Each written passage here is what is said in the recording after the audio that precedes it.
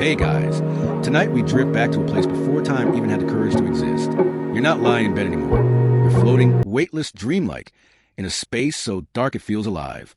There's no sound, no sky, no heartbeat except your own. And, you probably won't survive this one, but don't worry. Technically nobody ever did. So, before you get comfortable, take a moment to like the video and subscribe, but only if you genuinely enjoy what I do here. And when you're done, drop a comment with your location and local time. I love seeing where in the world you're listening from, wrapped up in the same night. Now, dim the lights, maybe turn on a fan for that soft background and let's ease into tonight's journey together. You breathe, or think you do, but there's no air. The space around you hums with a low, endless vibration, a sound without a source. It's not loud, but you can feel it under your skin, like the steady pulse of something ancient and waiting. You look around, but around doesn't exist yet. There's no up or down, no left or right, just a quiet ocean of nothing. And then, almost imperceptibly, you sense movement. Not from you, but from the darkness itself. It's slow, like a sigh rolling through water. And you realize you're not floating in space. You're floating in none, the primordial ocean of the Egyptian gods. Infinite, eternal, older than thought. The water is thick and cold, yet oddly comforting, like being wrapped in the world's first dream. You can't see it, but you feel it shifting, breathing around you. It isn't hostile. It's curious.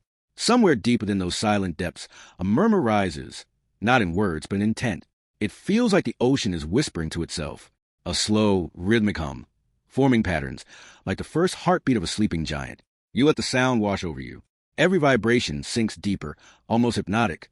The water seems to hold infinite memories of things that haven't happened yet. This is what Egyptians believed came before everything. No land, no sky, no gods, just none, the endless sea of potential. Some said it had no beginning, no end, no form. It was both everything and nothing, forever still, until one day it decided to move. You sense that decision now. The smallest shift, but it changes everything. From far away, or maybe from inside you, comes a ripple, a tremor of light. It's faint at first, just a shimmer in the corner of awareness.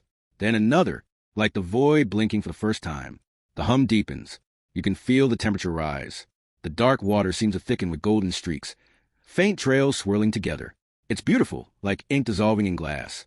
You drift closer, drawn by instinct. The currents tug gently at you, guiding you toward the glow.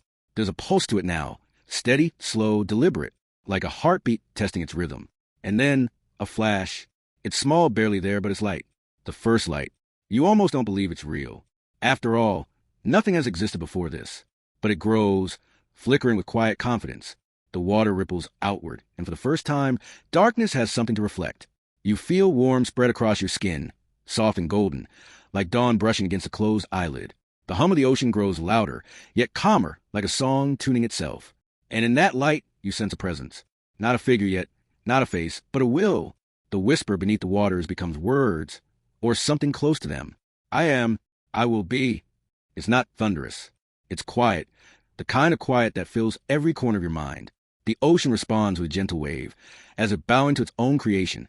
You realize you're witnessing the instant before history, the first spark of self-awareness in the cosmos, the moment when the universe thought, let there be me. You try to breathe again, but all you can do is feel. Every pulse of light vibrates through your chest, syncing with your heartbeat. For a fleeting second, you understand everything. The loneliness of the void, the hunger to exist, the wonder of being the first spark in a place that's never known warmth. The light grows bolder, spreading tendrils of gold across the black waters. The first dawn hasn't come yet, but it's close. Close enough that the darkness seems to sigh with relief. Scholars still argue whether this first movement was accident or intention, whether R.A. created himself, or the waters of none simply dreamed him into being. Maybe both are true. Maybe creation was just the universe trying to see itself for the first time. You float there, silent, as that light flickers one last time. Steady now, alive. It doesn't fade. It waits. And in that waiting, you realize something extraordinary is about to rise. The glow in the water expands, slow, deliberate, like sunrise rehearsing behind closed eyes. It's warm now, almost tender, but beneath it, you sense power. Something vast and aware, unfolding in silence. Then a pulse. And another. The light trembles, growing brighter with each breath you take. The golden shimmer tightens into a shape, round, radiant, trembling between fire and water. The surface of the void shivers, and the darkness pulls back, as if afraid. And then, a voice, not heard but felt, speaks again. From the chaos, I rise.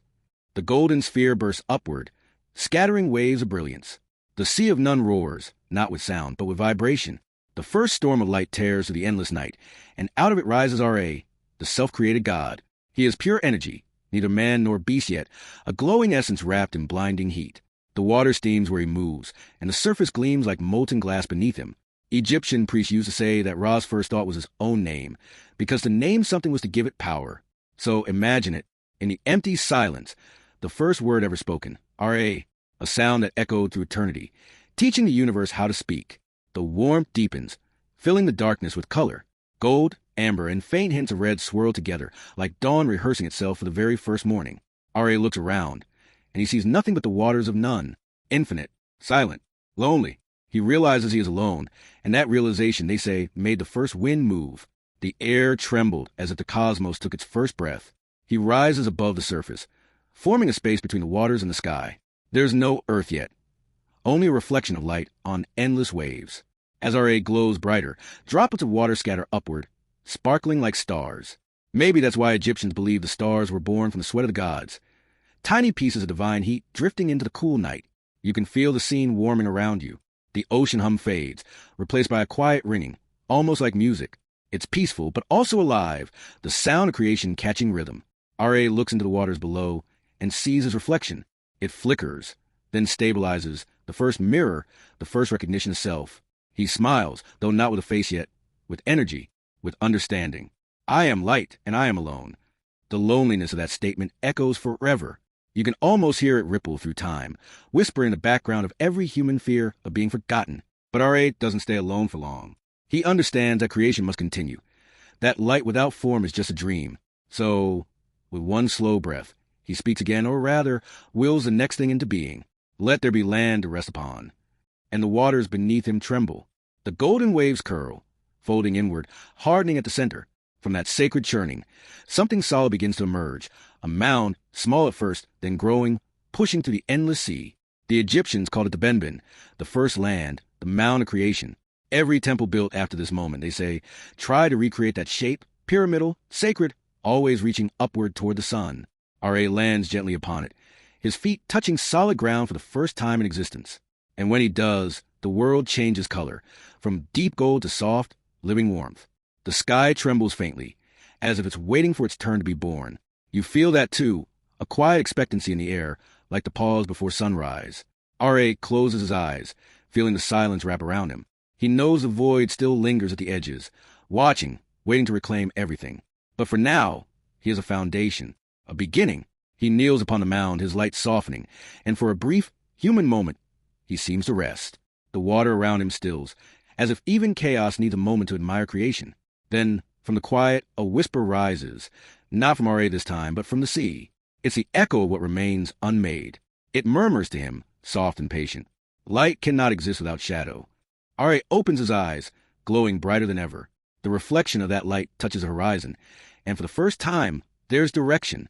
East, west, above, below. The world now is order, and as he gazes into vast, unfinished emptiness, Ra smiles again, because he knows the work has just begun. You sit beside Ra on the shimmering mound, the newborn land that still drips with the last traces of chaos. The water around you hums softly, alive but obedient now, not the wild nothingness it was before. The air is lighter too, shimmering like warm silk. You can feel the moment when stillness starts to want to move. Ra stands tall, or rather, tall as light can stand. His glow flickers across the surface of the waters, painting long, golden ribbons that stretch out to infinity. His heart burns with a strange new thing, curiosity, the desire to see what comes next. He breathes in, and then, like a deep exhale from the universe itself, he lets part of his light drift away. From that exhalation come two beings shimmering, swirling in the air like sparks caught in a breeze. He names them Shu and Tefnut, air and moisture. The Egyptians said Ra didn't need hands to create them, just thought and breath. They called it Keperu, the act of becoming through will. And maybe that's how everything starts, with the decision to exist. You watch as Shu lift the sky a little, pushing it gently upward, while Tefnut dances along the newborn air, letting droplets of life fall like jewels onto the mound. Wherever those drops land, color appears, green, gold, red. Not yet plants or soil, but the promise of them. The world smells fresh, like rain on stone. Ra smiles. The light around him pulses rhythmically, like a heartbeat syncing with the rhythm of creation. You realize you've never seen him happier, not even when he first rose from the waters, because now, for the first time, he's not alone. They move together, this little divine family, shaping the world with gestures more graceful than sound. Shu pushes back the horizon, separating the heavens from the sea. Tefnut fills the air with gentle mist, the kind that softens sunlight and makes it bearable. Instead that Ra places eye in the sky to watch over them. The eye of Ra, the burning sun that sees all. That eye is both guardian and weapon, kind when the world listens, merciless when it rebels. Some say it was alive, conscious, and fiercely loyal to its creator. But that's a story for later. For now, everything seems peaceful. The air, the moisture, the land, all working in quiet harmony. You almost forget that chaos still exists, hidden just below the waves, biding its time. Then, something changes. Shu and Tefnut wander too far from Ra's light. Their glowing forms vanish into the misty horizon, and for the first time, light feels lonely again. Ra waits. Minutes, hours, maybe centuries. Time isn't quite invented yet, but his heart grows heavy. The warmth around you fades, slightly, like a candle struggling against a draft. He looks toward the darkness and calls out, "My children, where have you gone?" No answer. So, Ra does something desperate. He tears out his own eye, not in pain but in resolve, and throws it into the void. It flies off, searching endlessly for Shu and Tefnut, a living flame guided by sorrow and love. That's one of those strange Egyptian story scholars still debate. Was it symbolic? A myth about the sun's path? Or something deeper? The idea that creation requires sacrifice? No one really knows. But you can almost feel it, the ache of being incomplete. Finally, after what feels like lifetimes, the golden light of Ra's eye returns, carrying Shu and Tefnut safely back. Ra rejoices. His tears of relief fall upon the mound, and wherever they land, humans are born. Yes, in this myth, you come from the gods' tears. The Egyptians said laughter made gods, but tears made mortals, soft and more fragile but full of feeling. So, as you breathe in the warm air, you realize the same light that made the sun also glows faintly within you. You were born from relief, from reunion, from that divine side that says, "They're safe now." Ra embraces his children, his missing eye returning to his face. The light brightens again, restoring balance. Above, the sky and air hold firm. Below, the waters are calm. And then it happens. A subtle change in color. Gold deepens to red. Red softens to pink. And for the first time in existence, the horizon begins to glow. You turn your head and see it. The very first dawn. The light isn't sudden. It blooms slowly, stretching across the newborn sky, kissing the land awake. Birds don't exist yet, but if they did, they'd be singing. The air hums, alive with promise. Ra rises again, not as pure light this time, but as a blazing orb, steady, complete. The world below him warms, and the reflection in the waters looks like fire resting on glass. It's gentle but powerful, a warmth that reaches even you, as if the story itself is reminding you of where every sunrise truly comes from, the heart of something ancient, lonely, and endlessly loving. Ra speaks softly, his voice now like the hum of daylight itself. "Let every morning be my rebirth, and every night my rest." You blink, and in that blink, time begins to flow for real. The first day has started. The world has opened its eyes. And somewhere, deep beneath the calm surface of the waters, the darkness stirs again. You can feel it even before it shows itself. The subtle shift in the air, that strange tightness right before a storm, when everything holds its breath. The waters of Nun, once silent and obedient under Ra's light, begin to stir again. They twist, they whisper, and something ancient begins to rise. You stand at the edge of the Benben Mound beside Ra, watching the horizon ripple unnaturally. The sunlight that was once soft and golden now flickers, as if something beneath it is trying to swallow it whole. And then, from the depths of primordial sea, a Pep or Apophis, as later scribes would call him, begins to emerge. He isn't born like Ra. He isn't light or warmth or thought. He is the echo of what came before all that, the leftover darkness condensed into shape. The Egyptians described him as a serpent so vast that he could coil around the world. His scales are made of shadow itself, swallowing every reflection that touches them. The world trembles. Even Ra's light flickers, momentarily unsure of itself. You feel the pull, not just of fear, but of recognition. Because Apep isn't some villain. He's the balance that creation forgot to invite to the table. Where there's order, there must also be chaos. Ra's brilliance called him into being, not by accident, but by inevitability. Ra's voice rings across the void. You cannot rule this world, serpent. It is born of light. Apep answers, his tone low and endless. Then let us see who endures longer. yours or the dark that birthed you. The clash doesn't happen with weapons.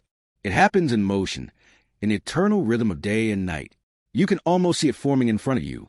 Ra rises, bringing light, and a pep coils beneath the horizon, waiting for the sun to tire. When it does, the serpent lunges, swallowing a whole, and the world falls into night. That's what Egyptians believed every sunset was, Ra being devoured, traveling to the underworld, fighting a pep in the hidden hours, and emerging victorious at dawn. You're watching the first of those battles unfold now, the very first sunset. The gold fades to crimson, then purple, then black. The air chills. Ra descends toward the horizon, his radiance dimming, as if he's diving back into the sea to defend his creation. You can feel the waves of shadow rising to meet him, each pulse colder than the last. The serpent's body curls around you, massive, silent, hypnotic. His breath smells like old stone and forgotten dreams. And when he moves, the water hisses. Ra's light cuts through the darkness, a thin golden line slicing across infinity. You can hear thunder in the distance, though there are no clouds yet, just a sound of cosmic tension snapping like strings. The battle begins. Flashes of light and shadow twist together, blinding, beautiful, terrifying. The serpent strikes, jaws wide, and for a moment, it seems like the world will end before it even starts. But Ra doesn't falter. He remembers what he is, the first will, the first word. And he speaks again, voice echoing like a drumbeat through eternity. I am the breath between night and day. I am the fire that darkness cannot drown. With that, the serpent reels. The light flares, golden fire wrapping around Ra like armor. The waters boil, the air screams, and suddenly, silence. When it clears, Ra stands once again upon the mound. The sea is calm. The serpent has retreated, for now. Scholars still argue whether Apep was ever truly defeated or whether he just learned to hide in the hours of night, waiting to strike again. Maybe that's why we still fear the dark, that ancient memory, carried to millennia, that something enormous and hungry lives in it. Ra looks down at the water, breathing slowly. His glow is softer now, not the blinding light of his birth, but the steady warmth of survival. You notice a faint tremor in the air, a reminder that every victory comes with a cost. He turns to you, his voice calm but heavy with meaning. Light must be remade each day. It is not a gift, it is a duty. And with that, he rises once more into the sky. The darkness hesitates, then begins to fade, peeling away like layers of smoke until the horizon blushes gold again. The first true dawn breaks, not the fragile one of creation, but one that has been earned through struggle. The sky burns with color, crimson orange and the faintest blue. You can feel warmth flood back into your bones. The serpent is gone, but his whisper lingers. I will be waiting. Ra smiles, almost sadly, because he knows the world now is rhythm. Day and night, light and shadow, life and rest. And you, a witness to both, feel the cycle beginning to hum beneath your skin. It's not peace exactly, but it's balance. And that's enough for now. The new dawn stretches endlessly before you, soft gold, and trembling like it's still learning how to be steady. The air carries the faintest hum, a leftover vibration from Ra's battle with the serpent. You can still feel it, faint but constant, like a heartbeat beneath the skin of the world. Ra stands on the Benben Mound again, his form glowing but calmer now. Not the blinding fire that once tore through chaos, but something gentler, wiser. His light warms your face as he turns, looking over the still waters. The fight with Apep has changed him. He's not just a force of light anymore.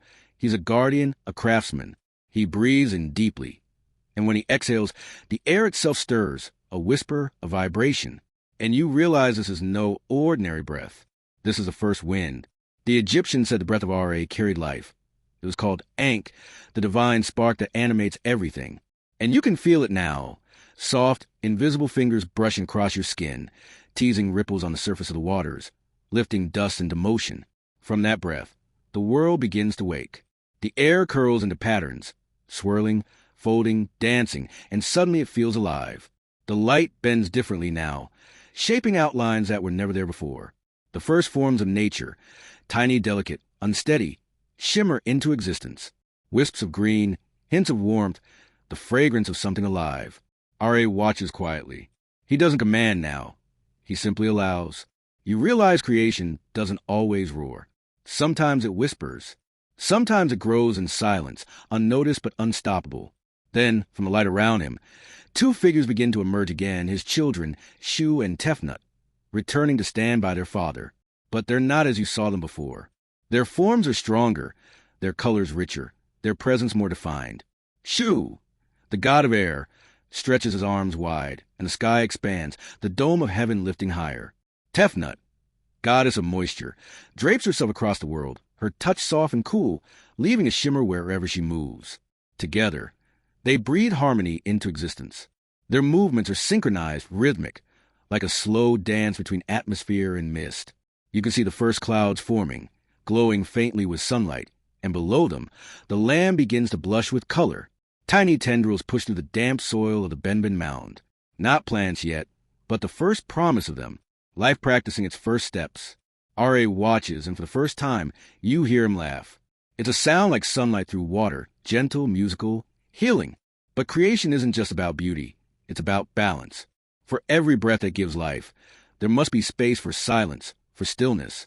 R.A. breathes out again, and the horizon shifts slightly darker, not with danger, but with depth. The play of light and shadow now feels intentional, crafted. You look around, and suddenly you understand this isn't random. This is art. The Egyptians would later say that R.A. didn't just create the world. He organized it.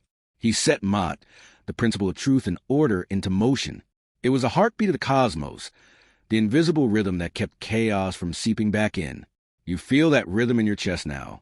Slow, steady, reassuring. Scholars still argue whether Ma'at was just a moral code or something greater. A law of physics, a divine equation that held everything together. But here, watching the world take shape around you, you can tell it's more than rules. It's the pulse of creation itself. R.A. turns his gaze toward the horizon, his eye reflecting the growing light. He speaks softly, almost to himself. Where there is air, there will be voice. Where there is breath, there will be life. And suddenly you hear it, the faintest murmur, not speech exactly, but vibration, the first hint of sound. The wind carries across the water, and as it travels, it gains texture, the rustle of moving air, the sigh of moisture against stone. These are the first notes of music, the raw sound of a world learning how to speak. The air thickens slightly, shimmering gold and silver. Shu raises his hand, and the wind answers. Tefnut follows, her mist cooling the heat of Ra's light, softening its edge. Together, they form the breath of creation, the endless cycle of inhale and exhale, rise and fall, birth and rest. You stand within it, weightless. Each gust brushes against you like a whisper from the gods, gentle, rhythmic, hypnotic. It makes your eyelids heavy, as though the air itself is coaxing you toward calm. In this breath, you realize something simple and profound. Every living thing that will ever exist will carry the same rhythm. Every sigh, every wind, every heartbeat, all just echoes of this moment. R.A. lowers his gaze, smiling faintly. It is good, he murmurs, not in pride, but in relief. The world glows brighter, the air steadier. Balance has been achieved, for now. But far below, deep in the forgotten darkness of none, the serpent shifts again, a ripple in the stillness, a reminder that every breath, no matter how divine, must eventually face silence. You glance toward R.A. He knows, but he doesn't fear it. He only nods the horizon, as though already preparing for the next dawn, because creation, like breathing, never truly stops. It just pauses, waiting for the next inhale. The air hums quietly, alive with warmth and rhythm. You can feel it brushing against your skin, that same divine breath that once rolled off Ra's lips, still pulsing through everything it touches. The mound beneath your feet has grown wider now. What was once just a lonely rise in endless waters has become a stretch of shimmering earth. You take a slow step forward, and the ground feels to wake. It's soft, still damp from Tefnut's mist, but steady, the first stability the universe has ever known. Each movement sends tiny ripples of light across its surface, as if the land itself is curious about your presence. R.A. watches from above, his glow calmer now, almost human in its warmth. He looks down at this new world, not just as its maker, but as its guardian. And there's something almost tender in the way his light touches everything. He raises his hand slightly, and the horizon responds. You can see the shimmer of colors deepening, blues separating from blacks, gold stretching into reds. Sky and sea, light and shadow, all beginning to find their own boundaries. The Egyptians would later call this the time of Tepi, the first occasion, when order first emerged from chaos. Every myth, every ritual, every temple would look back to this exact moment, when the formless world finally started to understand what it meant to exist. You walk slowly along the shimmering edge of the mound. Around you, the air is filled with soft sound, water dripping, mist swirling, faint cracks of warmth expanding through the soil. Each noise feels sacred, like the world's first attempt at language. Then, you notice something moving beside you, faint, almost invisible. Tiny sparks flickering in the dust. At first, you think they're reflections, but no, they pulse, glowing faintly, like little souls testing out existence. Ra notices them too. His light brightens slightly, and when it touches the ground, the sparks multiply, hundreds then thousands. Some rise into the air as drifting embers. Others sink into the earth and vanish. Those that remain begin to take form. Limbs, shadows, shapes. They aren't human yet. Not quite. But they're trying. The Egyptians believed that after Ra created Shu and Tefnut, their union brought forth Geb and Nut. Earth and sky, the physical body of the world. You can almost see it now, happening in front of you. The land hardens beneath your feet. Geb awakening, stretching his limbs across the horizon, his back curving gently upward. Above, the air thickens, rising, softening into color, into light. Nut, the sky, arching over him in an endless sweep of gold. They reach for each other, but Ra's light separates them, not in cruelty, but in balance. His voice rolls across the air, deep and resonant. Earth below, sky above, between you, all that breathes. Nut weeps softly, her tears falling as dew and rain. Geb answers by pushing his heels upward, his warmth feeding her clouds. Their love becomes a pulse of nature, the endless cycle of longing and reunion, of distance and renewal. You can feel it everywhere, in the trembling of the air, in the sigh of the waters, in the slow dance of sunlight across the world's skin. Scholars still argue whether Geb and Nut were meant to symbolize nature's forces or something deeper, the eternal tension between what's grounded and what's infinite. But here, watching unfold, it feels like both. As Ra's light softens, the colors deepen. The air smells richer now, a mix of warmth, moisture, and something new, something alive. You look closer, and the surface of the earth begins to change. It wrinkles, cracks, blossoms. Tiny tendrils push through the soil, the first vegetation, stretching shyly toward Ra's light. Each sprout glows faintly, the color of jade soaked in gold, the world's first garden. The air fills with a gentle vibration, as if the soil itself is singing. Ra smiles, his voice now low, thoughtful. Life breathes beneath me. Let it remember the warmth that made it. And just like that, creation starts to build itself. The plants sway, the mist thins, and faint shapes move between light and shadow, the first creatures of the earth, silent and slow. They crawl, they shimmer, they vanish. There's no fear yet, no hunger, just a quiet wonder of being. You step carefully among them, feeling the warmth rise through your feet. The world feels like it's breathing with you. Inhale, exhale, pulse, glow. Ra looks satisfied. His light brightens, casting long streaks across the horizon. He's built a stage, and the actors have just entered. But as the world grows, so does something else, a faint tension in the distance. The horizon flickers. The line between day and night feels thinner than before. Ra notices it too. He tilts his head slightly, his golden gaze narrowing. Somewhere beyond sight, the serpent stirs again, not to attack, but to watch. Ra speaks softly, almost as if to himself. Even beauty needs a shadow.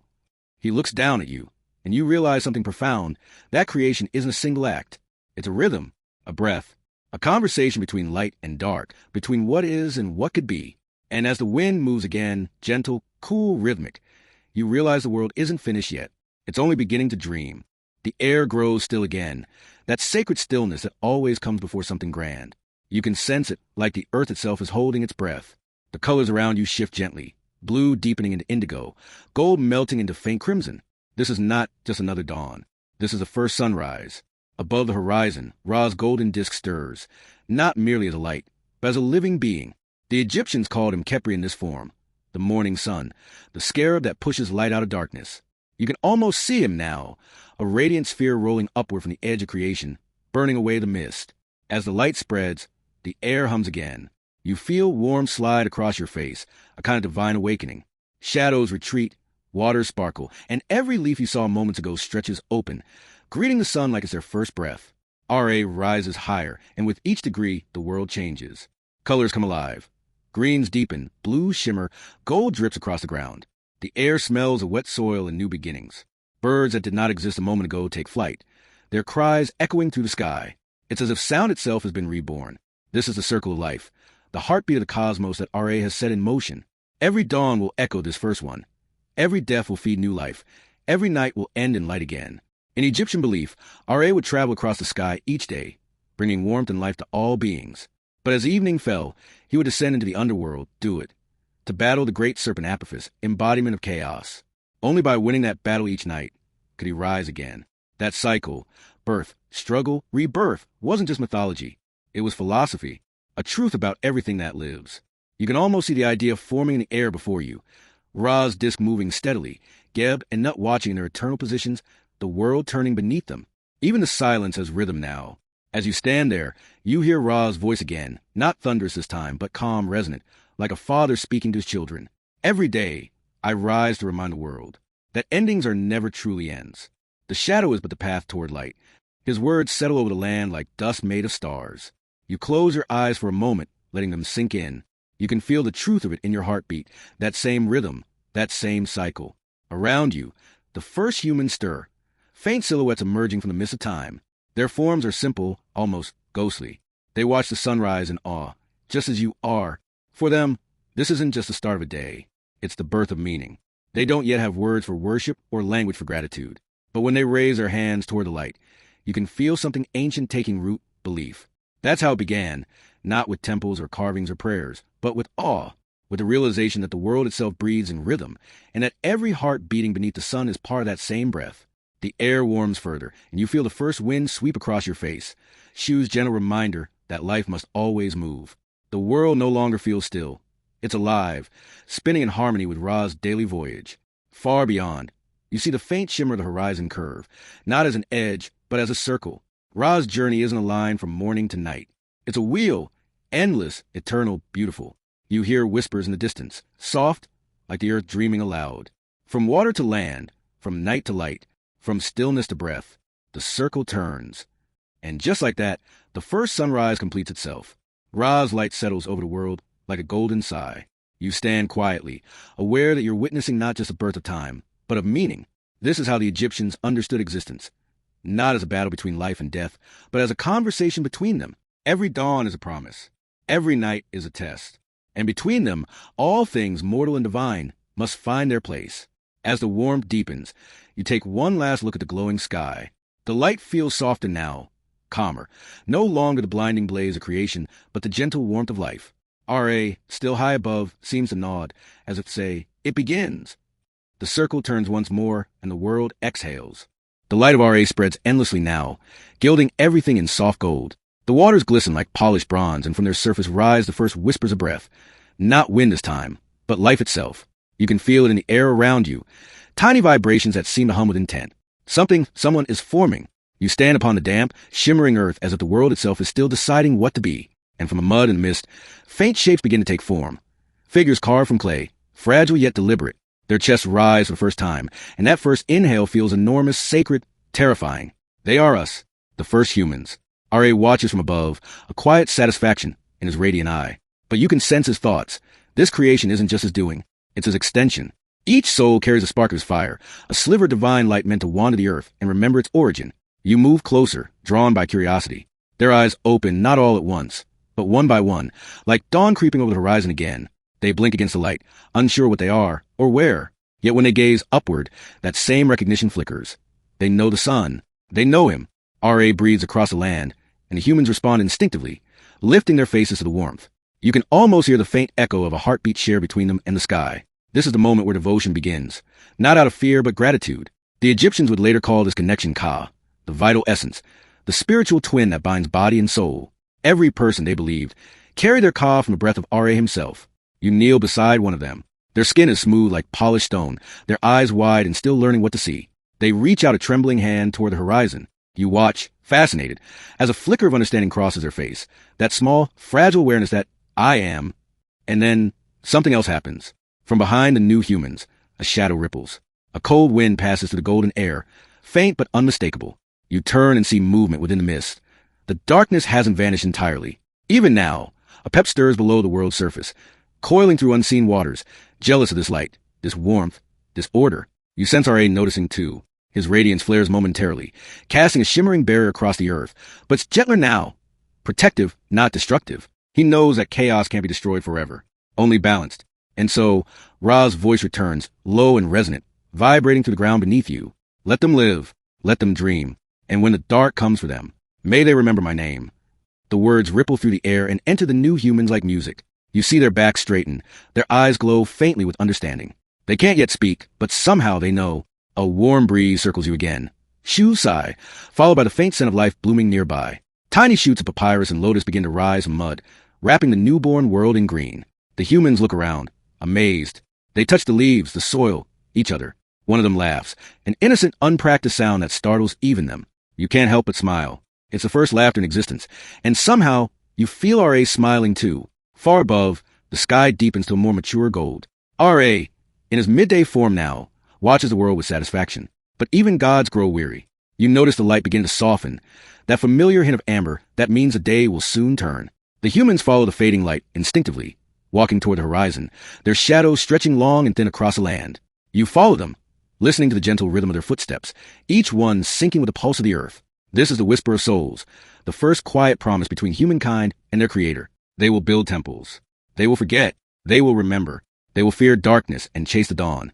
And through every rise and fall, R.A. will travel the same path, above and below, keeping that fragile balance between chaos and calm. You glance once more at the sky. The sun sinks low, dipping toward the horizon, and the warmth clings to you like memory. You realize you've come full circle, from the void to creation, from silence to song. And as night begins to gather again, Ra's chariot slowly descends toward the western gate of the underworld. You hear his voice, barely above a whisper now. Every ending is the seed of dawn. The humans watch, awed and silent, as the sun disappears beyond the edge of the world. The stars awaken, thousands of tiny RAIs blinking in the night, keeping watch. You exhale softly. The air feels different now, not empty, but alive with rhythm and pulse. Life has begun, and it will never stop. You close your eyes, feeling the warmth fade into a soft breeze. In that moment, you understand. R.A. doesn't just rise in the sky. He rises within every soul that dares to awaken. Word count, 812. Now comes your wind down final 300 words. The soft, dreamy outro with slow pacing and comfort tone.